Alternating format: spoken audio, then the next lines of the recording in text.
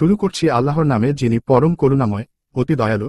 আর তাদেরকে ইব্রাহিমের বৃত্তান্ত শুনিয়ে দিন, যখন তার পিতাকে এবং তার সম্প্রদায়কে বললেন, তোমরা কিসের ইবাদত করো? তারা বলল, আমরা প্রতিমার পূজা করি এবং সারাদিন এদেরকেই নিষ্ঠার সাথে আঁকড়ে থাকি। ইব্রাহিম আলাইহিওয়াসাল্লাম বললেন, তোমরা যখন আহ্বান করো তখন তারা শোনে কি?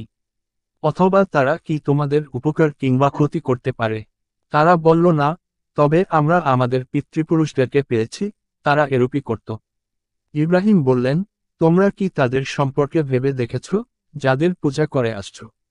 তোমরা এবং তোমাদের পূর্ববর্তী পিতৃপুরুষেরা, বিশ্বপালনকর্তা ব্যতীত তারা সবাই আমার শত্রু।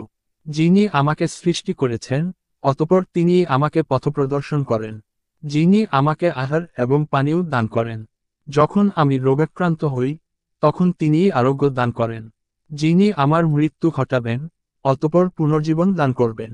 আমি আশা করি তিনি বিচারের দিনে আমার ত্রুটি বিচ্যুতি মাফ করবেন।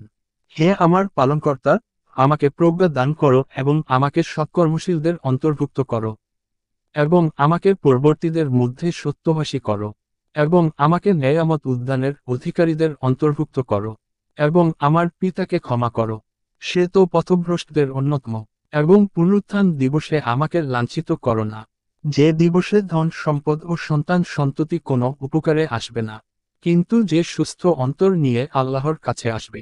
জান্নাত আল্লাহভীরুদের নিকটবর্তী করা হবে, এবং বিপদগামীদের সামনে উন্মোচিত করা হবে জাহান্নাম।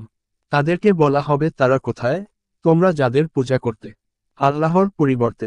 তারা কি তোমাদের সাহায্য করতে পারে, অথবা তারা প্রতিশোধ নিতে পারে? অতঃপর তাদেরকে এবং পথভ্রষ্টদেরকে আধমুখী করে নিক্ষেপ করা হবে জাহান্নামে, এবং ইবলিশ বাহিনীর সকলকে।